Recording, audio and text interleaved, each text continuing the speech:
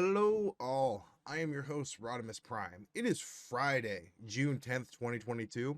We are heading into the weekend primed and ready. And usually on this Friday or yesterday, I would give my predictions going into the qualifiers for the CDL Major 4. But unfortunately, we're in kind of like a 2-week hiatus. So rather than do that, recently we've had some game conferences. We had PlayStation State of Play 2022. We had the Summer Game Fest yesterday with almost 2 hours worth of trailers. What I'm going to be doing is I'm going to be pointing out 3 notable games and trailers that I think you should be watching going forward in the near future. Games that I think are going to be extremely fun to play. Games that just from a glance, I would honestly give from the trailers a 9 or 10 out of 10. And so what I'm going to do here is I'm going to give you guys those 3 games, give my thoughts on them, my opinions, and here we go.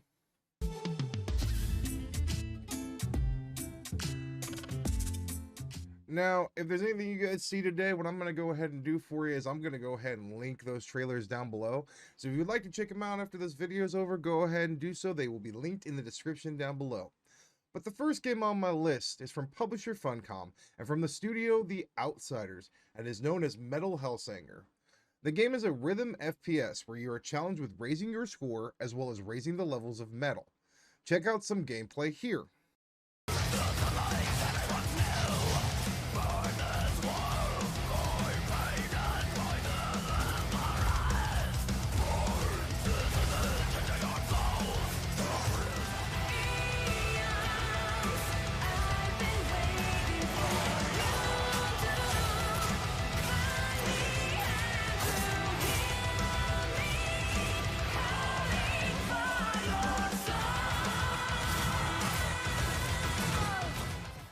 After seeing this gameplay and this trailer, they announced that a demo was launched yesterday. I immediately went to my PS5 and downloaded this and completed the demo and replayed it at least 3 to 4 times.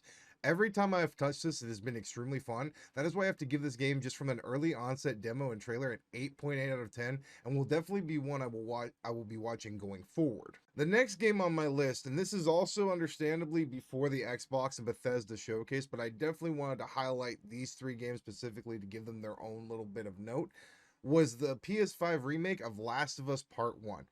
I've actually never played The Last of Us, but now I actually have a reason to try it out. With it getting a remake for the PS5, it gives it a whole new coat of polish and a whole new brand new feel to where I can actually get invested when the game is already 2 console generations old. Even if it is a 10 out of 10 game, I still have to look at it from the perspective of trying it for the first time. I reckon it's got something to do with that girl. It's got everything to do with that little girl.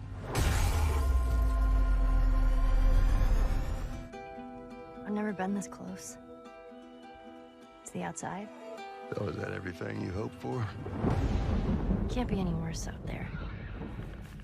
Now, before you get your pitchforks and torches ready, understand I've never played this, but I have heard from everybody that the game is phenomenal. I've been putting it off because I knew a remake was coming.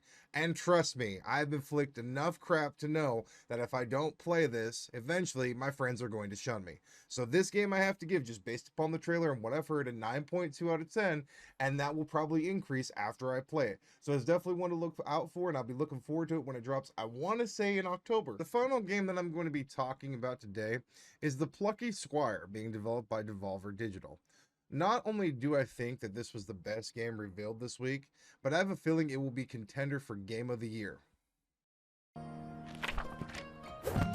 Once upon a time, there was a plucky squire named Jot. Jot roamed the land in search of adventure.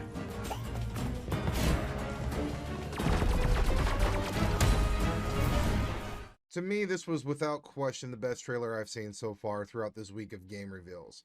I honestly don't know if it's going to be beat, minus the fact that we might have a Hogwarts Legacy or God of War Ragnarok trailer, but regardless of those, if none of those release, this, in my opinion, is probably going to be trailer of this week and going forward. I think this game is going to be Game of the Year. I look at it, and this looks like a game that anyone can play. It doesn't matter your age, doesn't matter what you're into. This looks like you are going to feel good after you play it. And that's very hard to do in the world of gaming. As such, and for those reasons, this game and slash trailer just from the early onset gets a 10 out of 10 and is my game to watch going forward. And very rarely, this is an immediate pre-order. I don't ever say that with games, but if you're going to pre-order a game, this is one to do it. I think that this game is going to be that good, and that's why I put my stamp of approval on it, which I don't do because I don't endorse pre-orders. But all right, that's going to do it for me. Thank you so much for watching. As always, the opinions stated in this video are my own, so you don't got to agree with them, but I appreciate you sitting through the entirety of the video. If you could do me just one more small favor before you go, if you could please like the video and subscribe, I would really appreciate that. And as always, guys, I will see you Monday.